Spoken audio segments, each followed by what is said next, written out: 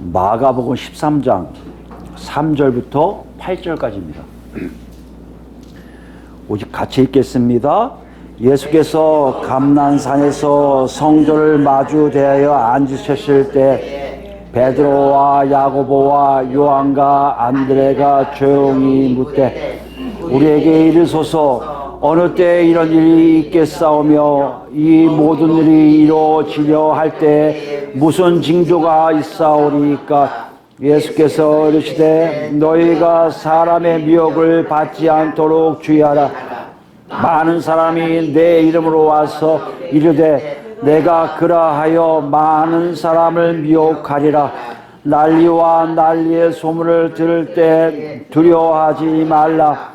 이런 일이 있어야 하되 아직 끝은 아니니라.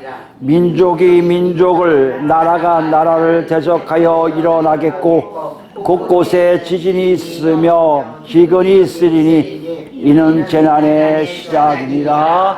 아멘. 지난 시간에 우리가 무엇에 대해서 알아보았습니까? 예수님이 말씀하신 예언하신 성전의 파괴에 대해서 우리가 알아보았는데요. 그것은 어떤 의미가 있다고요?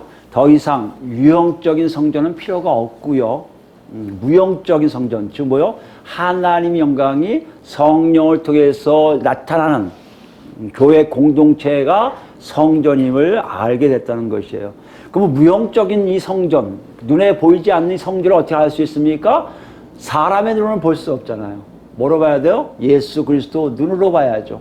예수 그리스도 눈으로 어떻게 봐요? 성령을 통해서 예수 그리스도 눈으로 봐야만 거기에 하나님의 영광이 있는 줄 알고 그 자리가 하나님의 성전인 줄 알게 된다는 것이에요. 이것뿐이었습니까? 더 나아가잖아요. 아, 예수 그리스도 눈으로 보니까 우리의 삶이 다른 것을 알 수가 있어요. 아, 이거 아니었구나. 이렇게 살아야겠구나를 알게 된다는 것이에요. 이 모든 것들이 다 우리 곁에 예수 그리스도를 통해서 이루어지고 있으며 또 완성되게 뭐라고요? 성전의 폐지가, 성전의 파괴가 정말 역사적 사실로 드러날 때 우리는 뭘 생각해야 된다는 거예요? 야, 정말 그렇게 살아야겠구나. 안 살면 안 되겠구나. 그렇게 사는 자만이 구원이 있구나를 알게 된다는 것이에요. 이것을 확인하라고 지난 시간에 성령께서 우리에게 녹화하셨습니다. 한 주간 여러분 어떠셨어요? 정말 그런 삶을 사셨습니까? 성령께 녹화하시는 소리 들으셨어요?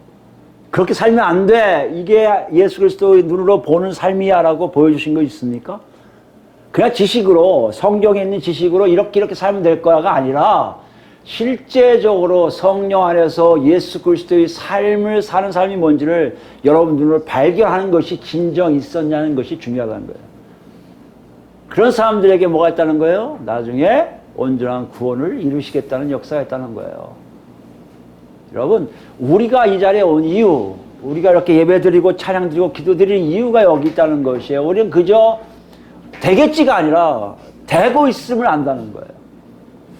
이렇게 하면 해주시겠지가 아니라 해주고 계시기 때문에 이렇게 하는 거예요. 마가는 우리한테 이렇게 얘기하고 있어요. 예수 그리스도를 통해서 하나님을 알아서 예수와 같이 볼 수 있는 사람들, 예수님처럼 볼 수 있어 하나님 뜻대로 살고 있구나를 아는 사람들이 있다는 것이에요. 어디에요? 우리가 살고 있는 여기에. 그 사람들이 누구라고요? 그리스도인이에요. 예수 그리스도 눈으로 갖고 있어서요, 하나님 뜻이 무엇인 줄 알고 그대로 살려고 몸부림치고 있는 사람들, 그 사람들이 그리스도인이고요. 그런 사람들이 존재한다면 우리도 그 안에 있는지 없는지를 반드시 확인하고 그 안에 있어야 된다는 것이에요. 여러분, 이 메시지가 마가복음 우리가 하면서 벌써 13장입니다. 좀 있으면 14, 15, 16이면 끝나요. 이제 끝나길 가고 있어요. 올해 안에 끝나겠죠. 가고 있는데 우리의 삶의 모습은 어떤지 천천히 보셔야 돼요. 정말 그렇게 살고 계십니까? 그렇다면 여러분, 하나님이 여러분과 같이 하고 계신 거예요. 그게 살지 못하고 있다고요? 지금 녹화하세요. 지금 하나님이 손을 내밀고 계시다고요. 아멘. 오늘 더 나가요. 자꾸만 연결되고 있음을 여러분 꼭 기억하시기 바랍니다. 오늘 3절인데요. 3절부터 보면 예수께서 감람산에서 성전을 마주하여 앉으셨을 때라고 기록하고 있어요. 감람산이라는 거 우리 아주 올리브산을 얘기해요. 그래서 여기 나온 13장 내용을 올리브산 강화, 올리브산 가르침이라고 얘기하는 이유가 있어요. 올 감남산에 지금 앉아 계시거든요. 근데 여기 중요한 건요, 성전을 향해서 마주 앉아 계시는 거예요. 성전을 보고 이렇게 보고 계시다는 얘기예요. 이거 여러분 많이 본 광경 아니에요? 과부의 두레돈을 넣는 헌금함을 예수님이 마주하고 계셨잖아요. 똑같은 장면을 기록하고 있는 거예요, 마가가요. 어떤 장면이란 거예요? 아, 지금 예수님이 성전에 대해서 뭔가 더 말씀하실 것이 있구나. 아니, 지난 시간에 얘기했던 성전 파괴와 관련된 어떤 것이 더 있구나를 암시하고 있다는 거예요. 근데 그 내용이 어떤 내용이냐면요, 베드로와 야고보와 요한과 안드레가 등장해요, 갑자기. 베드로와 야고보와 요한과 안드레는요, 베드로와 안드레가 형제고 야고보와 요한 형제잖아요. 이 두 형제는 어디서 나와요? 예수님 최초로 처음을 공생에 시작하실 때 제자로 삼은 자들이에요. 이들이 바로 핵심적인 제자들이에요. 핵심 멤버예요, 제자들 중에. 그러니까 이들이 왔다는 얘기는 지금 오늘 우리에게 어떤 뉘앙스를 주냐면 매우 중요한 거야. 특별한 거야. 핵심 제자들. 정말 핵심 제자들이 알아야 되는, 내가 제자를 한다면 반드시 알아야 될 것, 이것을 지금 얘기하고 있다는 것을 마가가 흘리고 있어요. 그다음에 또 있습니다. 조용히 묻되, 조용히라는 건요, 개별적인 거예요. 단체로 집중적으로 해갖고 우리 제자들 전체 대표해서 간 게 아니라 이 사람들만이 가서 친밀감을 얘기해요. 예수님과의 친밀감.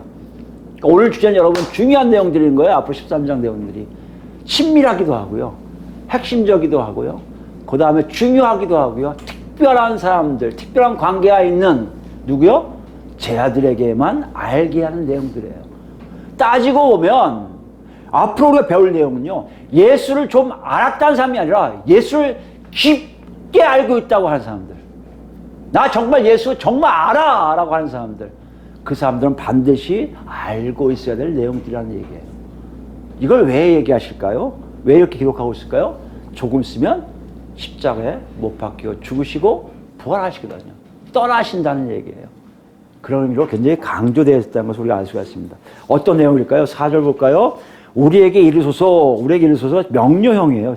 참 있을 수가 없는 얘기인데 그만큼 친밀하다는 것도 있지만 긴박하다는 거예요. 빨리 말씀하세요. 꼭 알아야 돼요. 얘기해 주세요. 뭐 이런 거예요.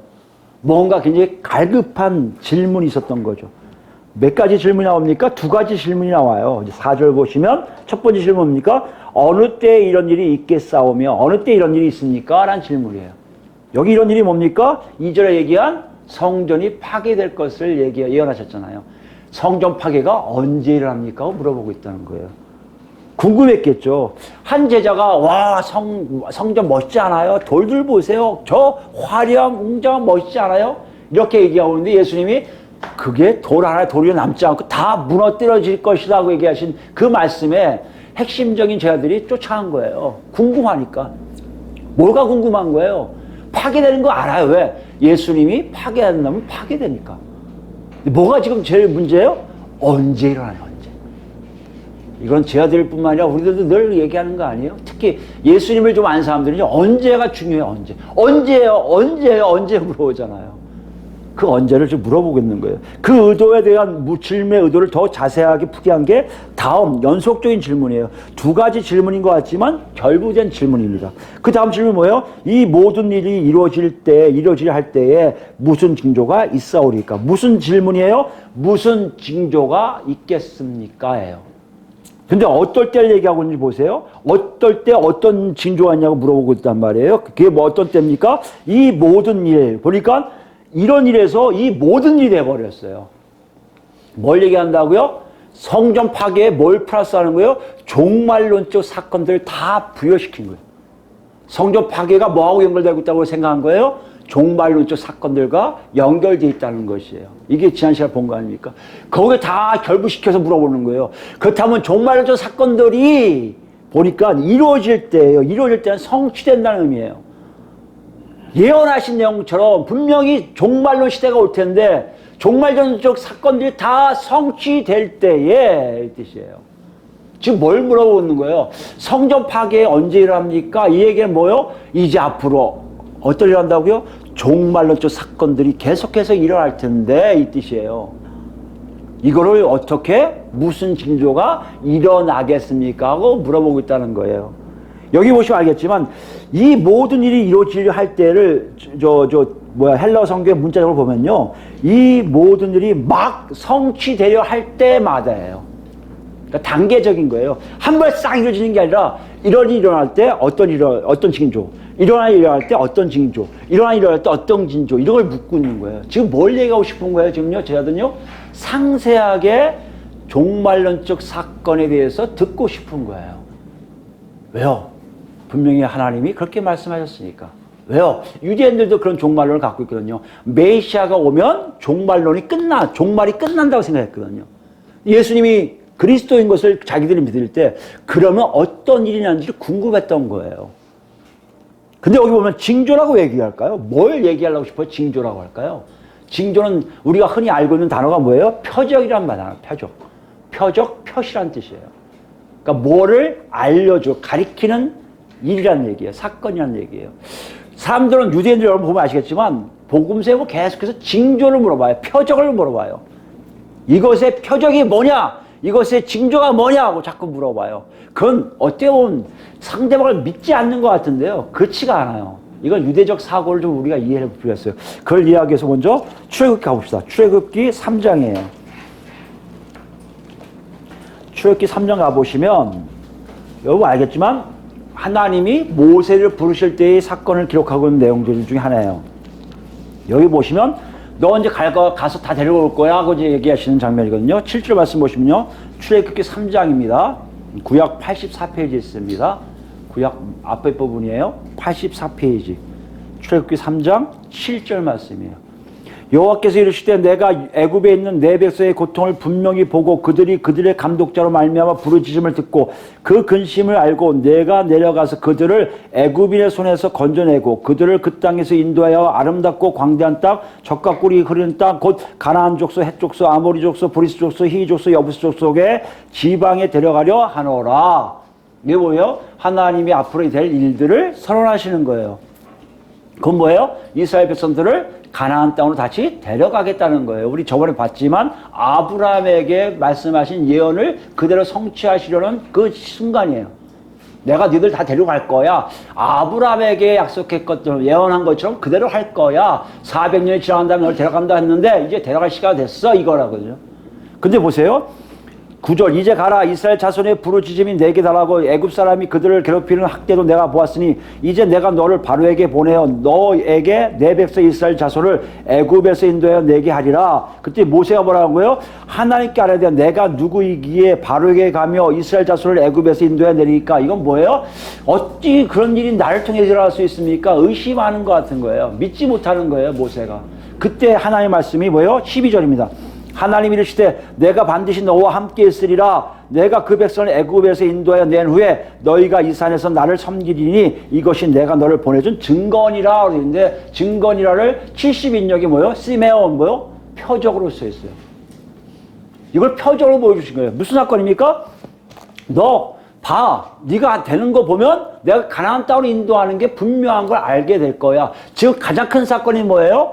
이스라엘 사람들을 가나안 땅으로 데려가신 게 가장 큰 사건이에요. 이 사건을 얘기하기 위해서 그게 언제라는 것을 얘기 안 하시고요. 어떻게 대한 걸 얘기 안 하시고요. 이것이 실제라는 걸 보여준 사건 하나를 더 일으키시겠다는 거예요. 이게 뭐라고요? 표적이에요.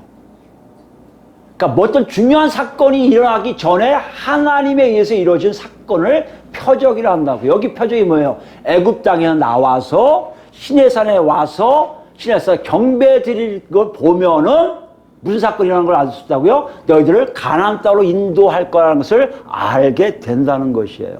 이게 표적의 개념이에요. 그때 오늘 본문에 오면 이것이 유대인들은 머릿속에 늘 있어요. 유대인들은 시간 개념이요, 사건으로 개념을 생각해요.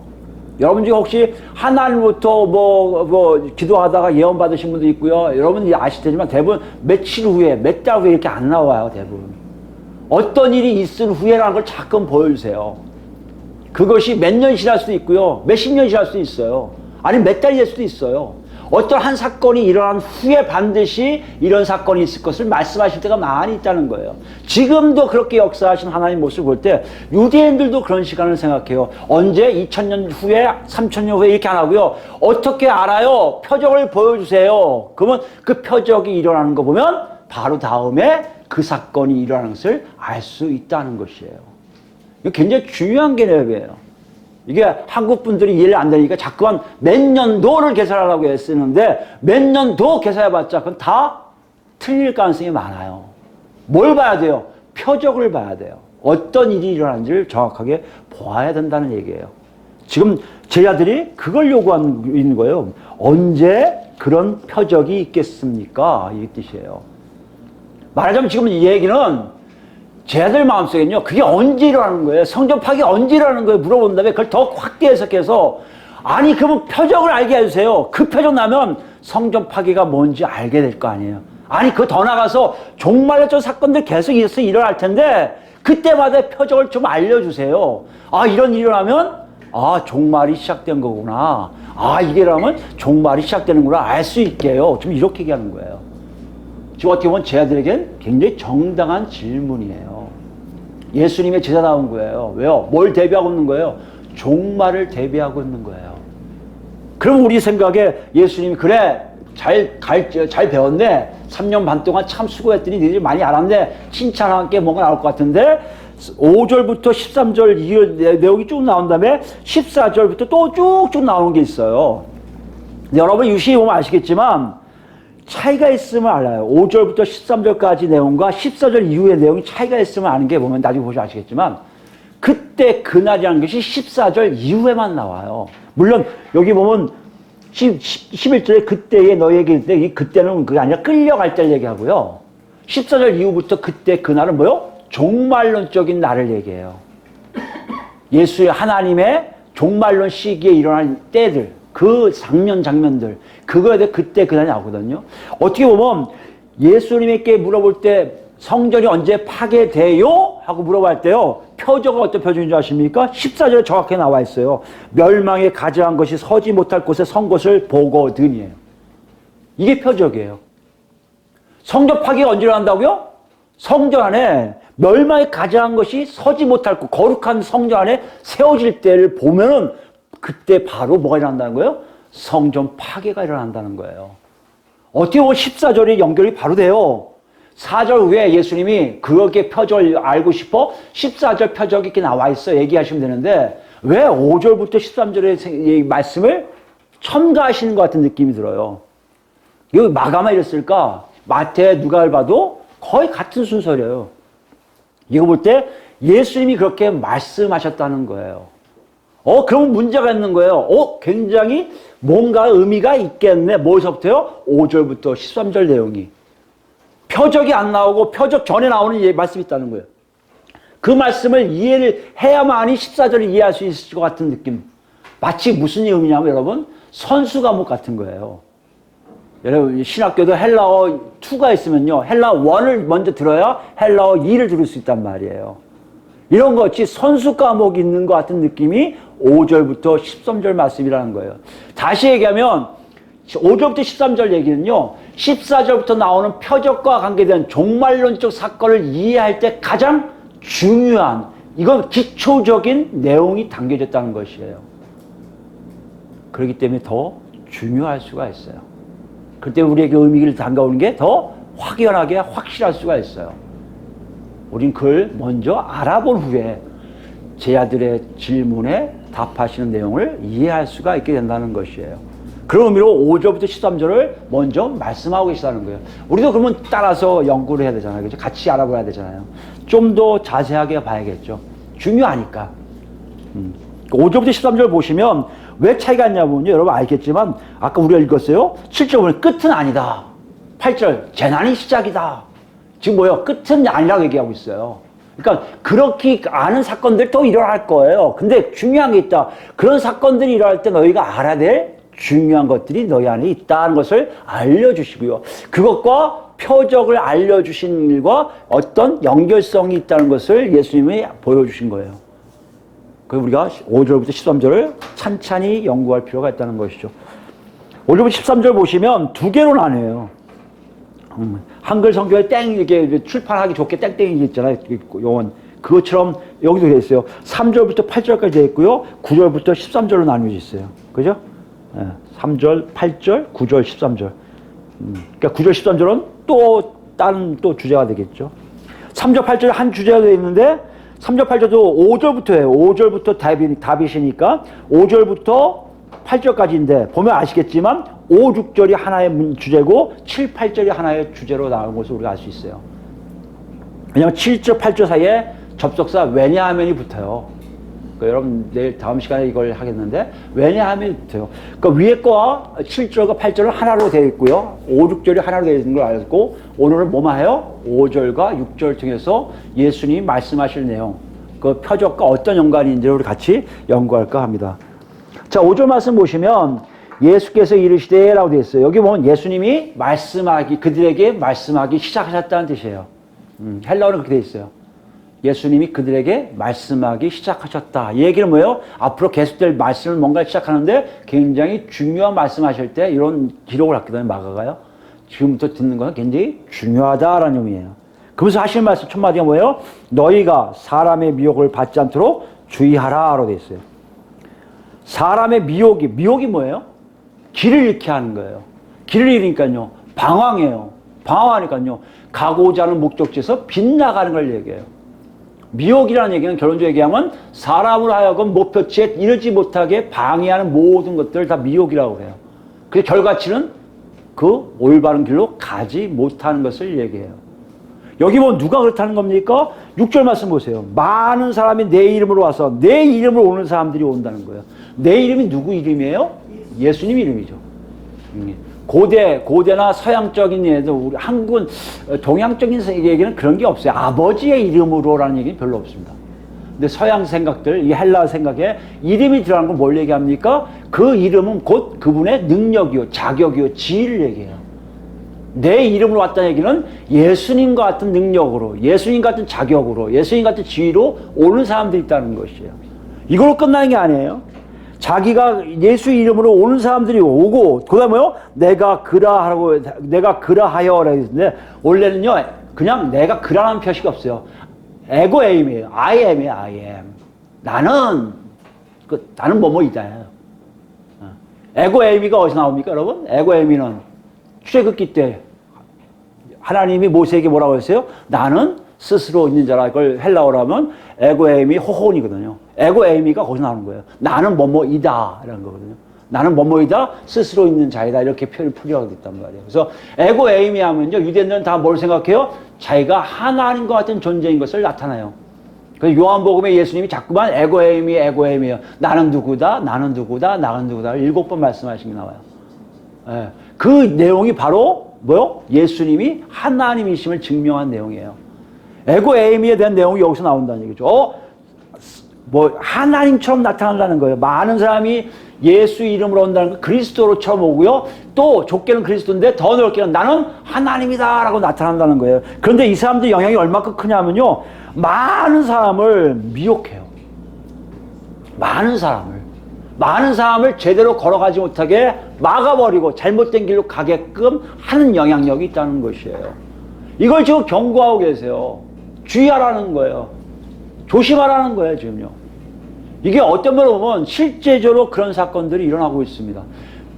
사도들이 사역하고 있는 시간에도 그런 사람들이 많이 존재한 것을 우리가 볼 수가 있어요. 그 예가 우리 성경에도 기록되어 있는데요. 사도행전 먼저 보실까요? 사도행전 5장 가보시면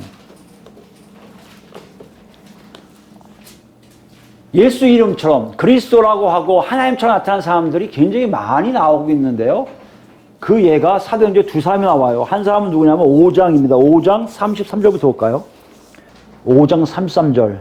그들이 듣고 크게 노하여 사도들을 없이 하고자 할세. 이게 누구예요? 이거 바리새인들의 모임들, 그러니까 권력자들의 얘기예요. 바리새인 가멜리엘은 율법교사로 모든 백성에게 종교를 받는 자라. 공회 중에 일어나, 공회 얘기하죠. 아까도 얘기한 사내들인입니다. 사내들인에서 뭔가를 사도들을 없이 하려고 막 하는데, 사도들을 잠깐 밖에 나가게 하고 말하되 이스라엘 사람들아, 너희가 이 사람들에게 대하여 어떻게 하려는지 조심하라. 그리고 예를 드는 게 누구냐면 36절 보세요. 이전에 드다가 일어나, 드다라는 사람이 나와. 드다. 근데 요세푸스에 의하면요, 이 사람이요, 요단강을 갈라놓을 정도의 능력이 있었대요. 사람이 요단강을 갈라놓으면 어떻게 생각해요? 그럼 모세 아니면 정말 하나 예수님 같은, 아니 엘리야 같은 존재. 그러니까 메시아 같은 능력을 갖고 있는 사람이 나타나는 실제로 있었던 존재예요. 그러니까 주 한 40년대에 이 사람이 있었대요. 대단한 사람이 나타나서 맨 보세요. 스스로 선전하며 사람이 뭐 약 400명이나 따르더니 그가 죽임을 당하며 따르던 모든 사람들이 흩어져 없어졌고, 대단한 사람이 실제 인물이에요. 여기 예수님이 예언하신 거에 비슷한 사람 400명을 끌고 갈 정도로 영향을 미친 사람이에요. 또 있습니다. 21장 가볼까요?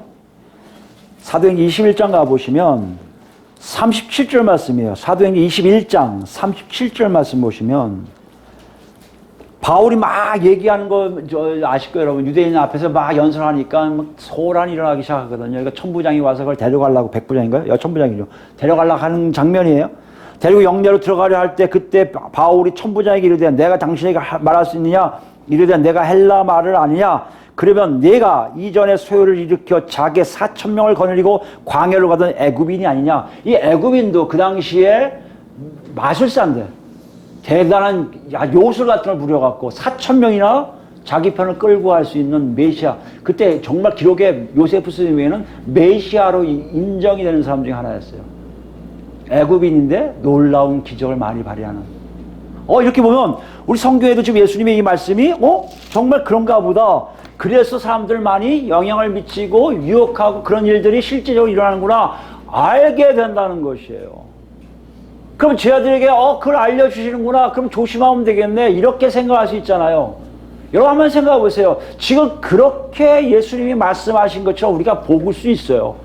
아니 제자들 시대뿐만 아니라요, 제자들이 순교한 이후에 가깝게는 주 132년에 여러분 아시겠지만 유대 전쟁 나고 70년에서 어떤 사람 70년에 끝났다고, 어떤 13년에 끝났다고, 어떤 사람 75년도에 끝났다고 하는 사람 많아요. 사학자도 틀린데 그 이후에 132년에 또 한 번 폭동이 일어나요. 유대인. 그 폭동의 주동자가 누구냐면 바르, 아들이란 뜻이에요. 시몬 바르 코흐바인가요? 코흐바? 네, 코흐바인가요? 코흐바의 아들 시몬, 이런 사람이 일어나요. 근데 그때 랍비 한 사람이 아키바가 그 사람 보고 뭐라고 얘기하는지 아십니까? 저 사람은 메시아다라고 선언을 해버려요. 제자들 이외에도 그런 메시아 같은 사람들이 계속 일어나요. 어떻게 보면 지금 예수님이 그걸 얘기하고 있으면 종말이구나, 이걸 알라고 하는 것 같이 느껴지잖아요. 우리가 생각해도 그렇게 생각할 수 있지 않습니까? 우리도 있어요. 많아요. 세계 각곳에 2000년 전부터 시작해 예수님 이후부터 시작한 모든 것 다 막 나면요 메시아들이 엄청 많을 거예요. 제가 알기로도 한국에 100몇 명 있었대요. 누구죠? 박 누구예요? 그 양반 유명한 박태선이에요. 그 양반도 잘 나가다 갑자기 자기가 예수라고 그러고, 예수가 더 나가서 나중에 뭐 자기가 하나님이라고 선언해버렸잖아요. 지금도 그 신앙처럼 존재해요. 그런 영향력이 있는 곳들이 지금 많이 나오고 있다는 것이에요. 그러면 하나님이, 예수님이 그걸 지금 알려주시려 했던 것일까? 그렇게 나오면, 메시아들이 많이 나오면 종말이 조심하라, 미혹될까 조심하라, 조심하면 되겠구나. 시대가 그렇게 조심해야겠네. 지금 이단들이 많이 나와서 자기가 스스로 그리스도니 메시아니 무슨 하나님이 얘기하면 그러네. 지금 제일 왕성하게 지금 일하는 이단 중에 하나가 그거 아니에요. 사도적 요한, 계시록에 나오는 요한 같은 존재, 그 사람 있잖아요 지금요. 이만희 그 양반. 그 양반도 어찌 보면 이런 쪽에 축에 들어가냐 뭐 이렇게 얘기할 수 있지만, 우리가 생각할 때는요, 한번 생각해 보세요. 우리가 관계가 멀어요. 물론 빠져들어간 사람도 있어요. 예수 믿는다고 한 사람 중에 많은 사람들이 신천지 간 사람도 있어요. 신앙초로 간 사람도 많아요.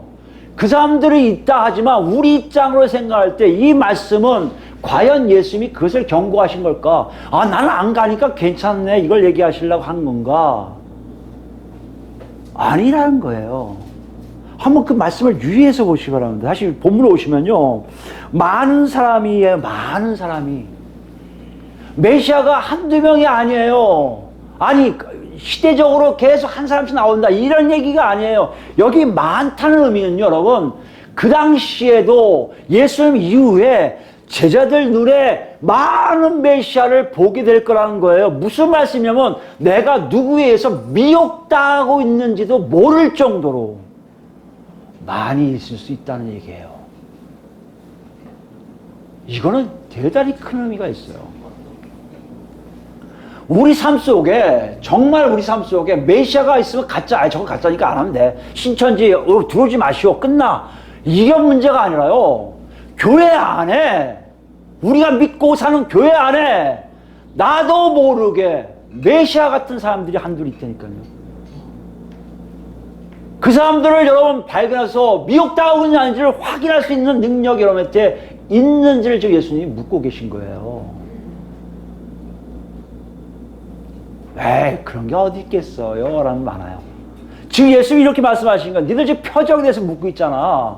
종말론적 사건이 일어나기 전에 어떤 일이 일어나는지를 그 묻고 있잖아. 니들 내가 얘기하는데 잘 들어야 돼. 지금 현재 너희 삶 속에 그런 사람들 많이 만날 텐데 그런 사람들을 속아내지 못할 정도의 눈이라면 너는 그 표적 구별할 수 없고 종말인지 아닌지 착각을 하게 될 것이고 오히려 너는 잘못된 길로 가고 있음을 모르고 있다는 것이에요.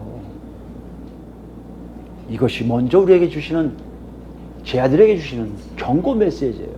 먼저 네 눈을 확인하는 거예요. 너 확인할 수 있어? 가짜 구별할 수 있어? 이게 어떤 내용인지 우리가 좀 이해를 하기 위해서 구약을 한번 가서 이거 좀 보면 알 거예요. 구약 열왕기상을 가볼까요? 열왕기상 22장 말씀 보시면 19절부터 볼까요? 22장은 아합 왕이 하나님의 징계를 받는 그걸 전의 사건이에요. 마지막으로 이 아합 왕과 유대 왕이 모여서 전쟁을 일으키려 하는데 이 전쟁을 해야 되는지 안 해야 되는지를 하나님 뜻을 알기를 원하는 그 유대 왕의 요청에 의해서 선지자들 불러 모았어요. 불러 모아서 어떤 얘기를 하니까 다들 나가세요. 나가면 이기실 거예요. 승리하실 거예요. 막 다 모든 선지자들이. 그때 한 선지자 미가야만이 아합에게 잘못된 예언을 많이 한다고 해서 아합에게 미움을 받고 있는데 신하가 가서 그래요. 미가 선지자요. 다들 참동하고 있으니까 당신 입에도 가십시오. 가면 잘 될 겁니다. 라고 얘기해 주세요. 라고 했다는 거예요. 그때의 얘기입니다. 19절 말씀은 미가에게 이르되 그런즉 왕은 여호와의 말씀을 들으소서. 내가 보니 여호와께서 그의 보좌에 앉으셨고 하늘의 만군이 그의 좌우편에 모시고 서 있는데 미가야가 환상 본 얘기를 해요. 여호와께서 말씀하시기를 누가 아합을 깨어 그를 길앗 라못에 올라가서 죽게 할꼬 하시니 하나는 이렇게 하겠다 하고 또 하나는 저렇게 하겠다 했는데 한 영이 나와 여호와 앞에 서서 말하되 내가 그를 꾀겠나이다. 여호와께서 그에게 이르시되 어떻게 하겠느냐 이르되 내가 나가서 거짓말하는 영이 되어 그의 모든 선지자들의 입에 있겠나이다. 무슨 말씀이에요? 선지자 입에 다 거짓말을 집어넣게. 여러분 이거 오해하지 마세요. 구약의 시점은요 모두 다 하나님이 하신 거예요. 결론적으로 얘기하면 무슨 얘기입니까? 우리 시대로 얘기하면요 선지자들이 다 백성들을 미혹하는 가짜들이라는 얘기예요. 진짜 선지자 하나도 없다는 얘기예요. 여러분 착각하지 마. 자꾸만 거짓 영이 들어왔네, 거짓말하는 영이 들어왔네 이러지 마세요. 거짓말하는 영이 들어온 게 아니라 그 사람이 거짓말쟁이라는 얘기예요. 거짓 영이 들어오면요 그 사람이 이미 악한 영에 의한 구원받지 못한 예수를 만나지 못한 사람을 얘기하는 거예요. 여기 시점을 잘 기억하셔야 돼요. 구약을 그렇게 해석하셔야 돼요. 하나님 관점의 모든 걸 다 이해했거든요. 그러니까 이 풀이를 그렇게 하는 거예요. 그러니까 거짓 영을 주는 한 영이 생긴단 말이에요. 내가 거짓말하는 영이 되어 그의 모든 선자들의 입에 있겠나이다. 여호와께서 이르시되 너는 깨겠고 또 이르리라 나가서 그리하라 하셨으니 보세요. 여호와께서 승인하시잖아요. 무슨 말씀이에요? 그런 일이 있게끔 내버려 두시는 거예요. 그러니까 모인 거예요. 모이고 거짓 선자들이 승리할 거예요. 걱정하지 마세요. 걱정하지 마세요. 다 외치고 있는 거예요. 여러분 미혹은요 다른 사람이 하는 게 아니에요. 내가 믿고 있는 선지자들이 하는 거예요. 그 사람들 말이 하나님의 말씀이라고 믿는 사람들에 의해서 미혹당하는 거예요. 절대 내가 믿지 않는 사람들에게 미혹당한 거 없어요. 여러분 제가 이만희를 안 믿는데 그냥 이만희한테 아무리 처음당하겠습니까? 미혹당하겠습니까? 그렇지 않아요. 그러나 내가 알고 있는 교회의 어떤 사람들이 날 미혹할 수 있는 가능성이 대단히 많다는 거예요. 무슨 얘기를 합니까? 주의하라고 하시는 거예요. 구별할 수 있는 눈이 있는지 없는지 확인하는 거예요. 그때 이런 말씀하세요. 23절입니다. 여호와께서 거짓말 영을 왕의 이 모든 선자 입에 넣으셨고 또 여호와께서 왕에 대하여 화를 말씀하셨나이다. 미가야가 그 환상문을 얘기하니까 그나나 아들 시디기야가 누구냐면 바로 그 선지자 중에 하나예요. 가짜 선지자 중에 하나가 가까이 와서 미가야의 뺨을 치며 이르되 여호와의 영이 나를 떠나 어디로 가서 내게 말씀하시느냐. 진짜 선지자 같지 않아요? 야, 나한테 오지 않은 영이 너한테만 있다고 이 나쁜 놈 가짜가 진짜를 때리는 거예요. 마치 진짜인 것처럼. 이 일이 여러분 하나님 세계에서는 비일비재하게 일어나는 일이란 말이에요. 근데 미가가 이렇게 얘기하죠. 미가가 이르되 내가 골방에 들어가 숨는 그날에 보리라. 정말 그런 일이 나요. 아합왕이 죽어요. 패배돼서 죽어요. 그래서 이 시드기야는요 도망가서 숨어있다가 정말 그대로 일어나요. 실제적으로 선지자는 딱 미가야 선지자 하나였던 거예요. 백성들이 아합왕이 유대 왕이 그 눈을 봤다면 분명히 미혹당하지 않고 미가야 말대로 따라서 전쟁에 나가지 않았을 것이고 아합은 하나님의 은혜 속에 살아남았을 거란 말이에요. 지금 예수님이 그걸 얘기하세요. 너희들 많은 선지자가 있다는 얘기는요 구별된 내가 보기에 아니야 저거 이 정도가 아니라 내가 믿고 맡길 수 있는 사람이 정말인지 아닌지를 확인할 수 없을 정도의 미혹당하는 걸 얘기해요. 그 수가 많아요. 여러분 착각하지 마세요. 내가 어느 교회에 다니기 때문에 어느 목사를 알기 때문에 내가 어쩌기 때문에 난 다 돼? 아니에요. 그럼 뭘 왜 이렇게 하시는 거예요 하나님? 왜 예수님이 그걸 경고하시는 거예요? 서로 분란 일으키라고요? 서로 믿지 못하게 하려고요? 싸우라고요? 그게 아니에요. 자, 데살로니가 후서인가요? 예. 데살로니가 후서로 가봅시다. 신약에 와서 사도 바울이 그거에 대한 설명을 해줘요. 데살로니가 후서 2장이에요. 2장 7절부터 볼까요? 데살로니가 후서 2장 7절 보시면 불법의 비밀이 이미 활동하였으나 지금 막 활동하고 있는데 지금은 그것을 막는 자가 있어 그 중에 옮겨질 때까지 하리라. 그때에 불법한 자가 나타나니 주 예수께서 그 입의 기운으로 그를 죽이고 강림하여 나타나심으로 패하시리라. 나타날 거를 지금 이미 활동하고 있는데 막고 계시다는 거예요. 악한 영의 역사들을 얘기해요. 활동하고 있다는 것을 전제로 얘기하고 있어요. 언제 없어진다고요? 예수님 재림하실 때 그 존재는 사라질 거예요. 예수님의 재림이 그걸 얘기해요. 우리를 죄로 덩었던, 우리를 미혹했던 많은 가짜들이 예수 그리스도가 재림하실 때 다 사라져버려요. 그걸 지금 얘기하고 있단 말이에요. 그 다음에 구절 보세요. 악한 자의 나타남은 사탄의 활동을 따라 모든 능력과 표적과 거짓 기적과 불의의 모든 속임으로 멸망하는 자들에게 있으리니 누구한테 있다고요? 미혹당하는 자들에게 멸망하는 자들이야. 그들이 미혹당하게끔 역사하게 하나님이 내버려 두신다는 거예요. 아니 하나님 너무했지. 다시 얘기합니다. 하나님 관점에서 얘기하는 거예요. 여기 뭡니까? 내가 멸망당할 자라면 미혹당하기 쉽다는 거예요. 신천지 사람들 저렇게 많이 가는데 교회들 뭐하고 있어요? 외친다면 실제적인 진리의 말씀을 이렇게 얘기해요. 갈 사람이 가는 겁니다. 여러분 잘 기억하셔야 돼요. 제가 말씀 배우러 갔다가 지금 깨져서 지금 거기서 좀 봉사하고 있어요. 충성하고 있어요. 착각하지 마세요. 말씀 배우는데 그쪽 아니에요. 지금 뭐하고 싶은 거예요? 멸망받을 곳만 찾아서 가는 사람들이 간다는 얘기예요. 여러분과 제 안에 구별할 수 있는지 없는지를 확인하라는 거예요. 분명한 결과치가 지금도 일어나고 있다는 거예요. 요한복음이 얘기했듯이 예수를 믿으면 심판에 이르지 않고 생명이 얻었고요. 믿지 않는 사람은 이미 심판을 받았다라고 결론을 내리세요.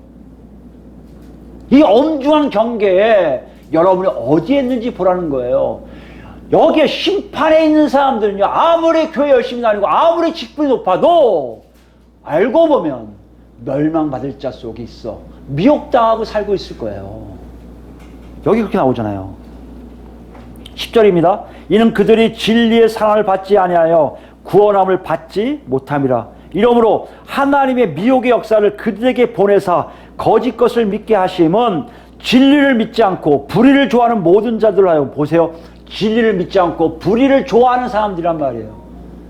예수님과 관계없는 사람들, 그들에게 심판을 받게 하려고 내버려 두시는 작업이 뭐예요? 미혹의 역사를 두는 이유인데, 쟤들에게 이걸 말씀하시는 거예요. 니들 그런 역사 속에 그들을 발견하지 못한다면 너희도 멸망받을 자 안에 있음을 알라고 좀 경고하시는 거예요. 여러분과 저도 마찬가지예요. 한국교회가 이걸 다 차단해버렸어요. 목사 중심의 교회를 만들어버렸어요. 목사가 얘기하는 거, 가르치는 것만 받고 그대로만 하면 된다고 착각들 해요. 목사가 이렇게 하는 거 다 압니까? 목사가 예수님이세요? 목사가 성령이세요? 목사가 설교하는 게 다 하나님의 말씀입니까? 근데 한국교회는 그렇게 가르쳤어요. 목사가 입에서 나오는 것들 모두 다 하나님 말씀을 착각하게 만들어요. 강대상에서 가요를 해도 괜찮고요. 강대상에서 쓸데없는 이상한 음담패서 해도 괜찮고요. 그게 아무렇지 않게 하는 그 일이 한국교회에 일어나고 있단 말이에요. 왜요? 목사 중심 교회라. 그쪽에 놓고 하시는 거예요. 여러분과 저에게도 마찬가지예요. 그걸 좀 놓고 하시는 거예요. 그 말에 여러분이 자기도 모르게 들어가 있다면 미혹당하고 있는 것이요. 거기서 생명 있고 진리하는 사람들은 아니야 나 이게 아니야 아니야 나온다 하면 여러분은 예수 안에서 살아있는 자요. 미혹당하지 않는 자요. 마지막에 뭐요? 종말론적 사건의 표적을 제대로 구별할 수 있는 자요. 종말 시기에 제대로 여러분이 대처해서 하나님 말씀대로 살려고 애쓰는 사람이 될 수 있다는 것이에요. 한국교회가 그렇지 않아요. 많이 보면 세대주의 종말론에서 아까도 했지만 숫자 개념이 언제 해야 될까? 이스라엘이 1948년도에 독립했으니까 매년 70년 잡고 어쩌고저쩌고 좀 나오겠네. 좀 있으면 예수님 오시겠네. 이런 식의 논리를 많이 펼치다 보면 사람들이 점점 숫자에 연연해서 살고 있지 그 표적이 뭔지를 구별하지 않고 더 나아가서 내가 정말 구원받으는지 아닌지를 착각하고 있고 내가 그것을 알기만 하면 나는 구원받은 자라고 알고 있는 이상한 논리들이 유튜브를 뿐만 아니라 모든 것에 지금 퍼져 있다는 것이에요. 오늘 이것을 경계하세요. 예수님이요. 많은 사람들이 미혹할 건데 미혹당한 사람이 무지 많을 거란 거예요. 왜요? 죽었거든요. 진리가 그 안에 없거든요. 생명이 없거든요. 여러분 지금 어디 계세요? 오늘 예수님이 그걸 제자들한테 묻고 있어요. 표적? 종말론적 사건이 일어난 표적을 구한다고? 내가 한번 물어볼게. 너희 살아있냐? 요한복음에 여러분 아시겠지만 예수님이 뭐 했어요? 바람을 한 소리 후 쉬내 뭐라고 하세요? 성령을 받으라고 하세요. 제 아들에게 살아있는 방법이 뭔지 알려주세요. 그 우리는 생각해 보세요. 성령 받으셨습니까? 성령 안에 계십니까? 그 생명이 있어야 되잖아요. 진리 안에 있어야 되잖아요. 근데 여러분 지금 미혹당하고 있는지 안 하고 있는지 여러분 아세요? 자신할 수 있는 게 있습니까? 못해요. 누구도. 신기한 게 뭔지 아세요? 성령 안에 살고 있는 사람들이 서로 모이며 그 모임이 진정한 교회로 이루어 하나님의 마지막 때를 통과하는 사람들의 무리가 될 거라는 얘기예요. 그 사람 특히 뭐라고 요한계시록 보면요. 예수님이 하자는 대로 어린 양이 하자는 대로 그대로 쫓아가는 사람이 어떻게 쫓아갈 수 있어요? 눈을 가졌거든요. 어떤 눈이요? 바로 예수 그리스도의 눈을 가졌기 때문에. 지난 시간 우리가 뭐에 대해서 했습니까? 신체의 눈으로 바라보지 말라는 거예요. 이 외형적인 성전 바라보고 와 하지 말라는 거예요. 성령을 통한 예수 그리스도 눈으로 바라보면 같은 단어예요. 여기 보면 여기 본문에 보면요. 여기 보시면 주의하라가요. 똑같은 단어예요. 위에 보느냐가 똑같은 단어예요. 2절에 보느냐하고 같은 단어예요.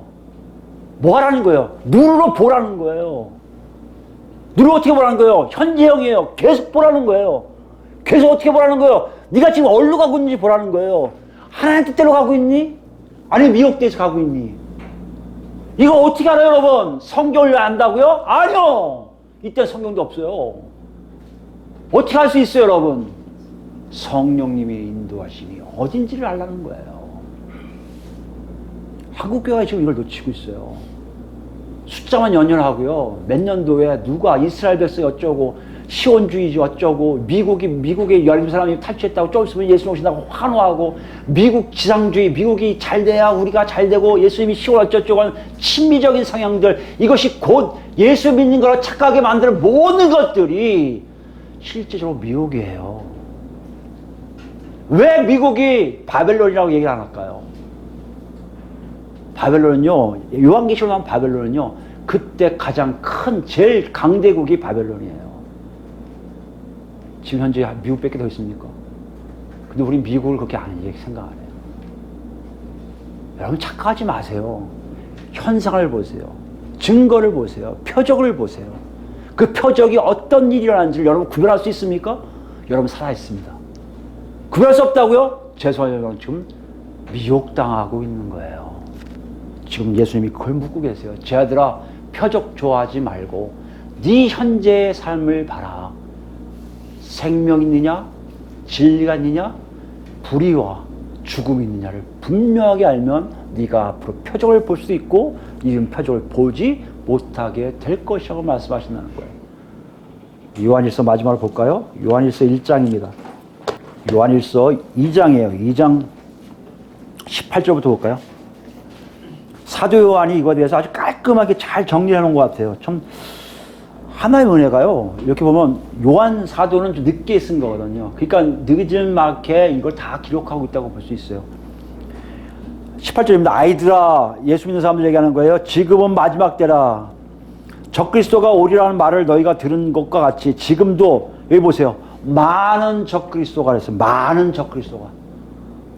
아까 예수님이 말씀하신 그대로 실현된 걸 알아요. 누구 눈에요? 사도 요한 눈에요. 어떻게 알아요? 예수의 눈을 가졌거든요. 마지막 때에 진짜 많은 적그리스도가 나타난 거예요. 그러므로 우리가 마지막 때인 줄 아노라. 그들이 우리에게서 나갔으나 같은 예수 믿는 사람들이 저기서 나온 거예요.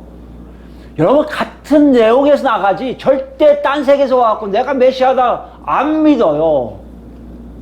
이 중에 만약에 나가 메시아다 하면요 이 중엔 믿을 사람이 있을 거예요. 아니까 그 사람을. 그게 미혹의 역사의 가장 큰 장점이면서 위험한 거예요. 우리에게 속하지 아니하나니 만일 우리에게 속하였다면 우리와 함께 거하였으려니와 그들이 나간 것은 다 우리에게 속하지 아니할 말. 무슨 말이에요? 예수 그리스도 눈을 갖고 있지 않은 사람들이라고 얘기하는 거예요. 선을 긋는 거예요. 이렇게 우리에게 속했다는 얘기는. 너희는 거룩하신 자에게 기름 부음을 받고 모든 것이 아니라 중요해 20절이요. 너희는 예수 믿는 자들은 거룩하신 자에게서 기름 부음을 받고 모든 것을 아니라 뭘 안다고요? 모든 것을 알아요. 누구 때문에요? 기름 부음 때문에. 기름 부음이 누구요? 성령 하나님에서 모든 것을 알게 된다는 것이에요. 성령이 내 안에 있다고 얘기하십니까? 그럼 여러분 아셔야 돼요. 뭘 알아야 돼요? 가장 기본인 어디가 아버지께 가는 길인지를 예수 그리스도가 알려주신 그 길을 본다는 거예요. 그 길이 무슨 길인 걸 다 공통적으로 얘기해요? 좁은 길이에요. 협착한 길이에요.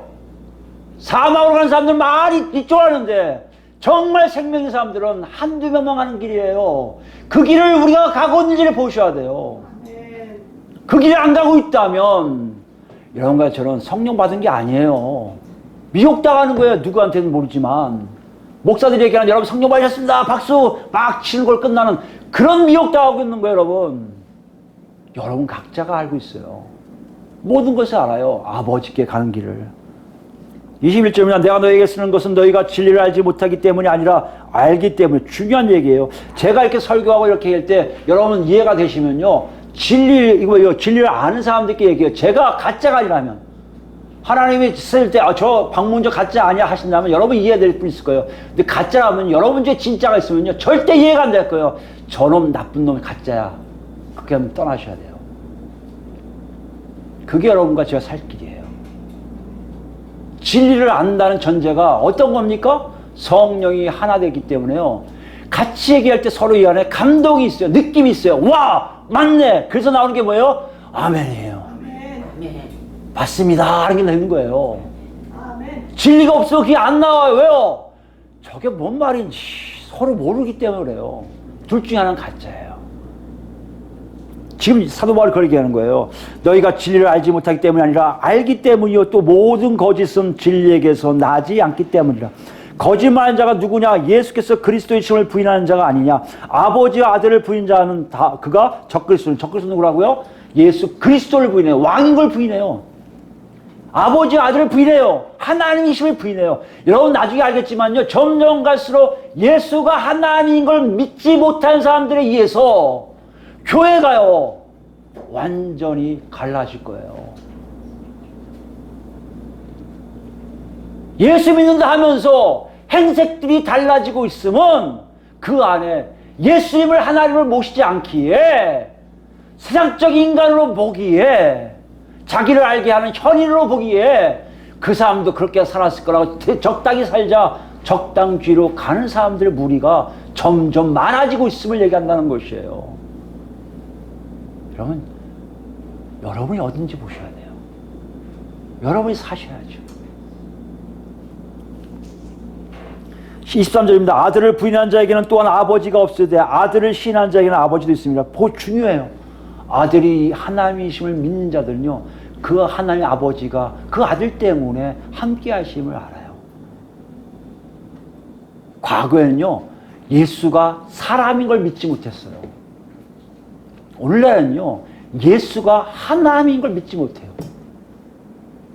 왜요? 과학이라는 이름이 사람들을 논리성을 키웠다고 얘기하는데 아니요. 눈을 어둡게 예수 그리스도 눈을 어둡게 하는 거예요. 안 보여요. 오직 세상의 눈만 바짝바짝 빛나니까 지식으로 모든 걸 처리하고 싶은 거예요. 여러분 지식이 옳은 것 같은데요 옳지 않은 것도 참 많이 있으면 아시기 바랍니다. 왜요? 지식은 인간들이 닦아놓고 인간들이 정리한 교리지 절대 하나님이 인정한 교리가 아닐 수 있는 것이 많이 있다는 것이에요. 미혹당하는 게 쉽다고요? 되게 쉬워요. 나도 모르게 당해요. 24절입니다. 너희는 처음부터 들은 것을 너희 안에 거하게 하라. 처음부터 들은 것이 너희 안에 거하면 너희가 아들과 아버지 안에 거하리라. 처음 들은 게 뭐예요? 예수 그리스도를 통해 회개하는 역사를 통해 성령 받는 그 모습 그대로를 갖고 있으라는 얘기예요. 26절입니다. 25절입니다. 그가 우리에게 약속하신 것은 이것이니 곧 보세 영원한 생명이에요.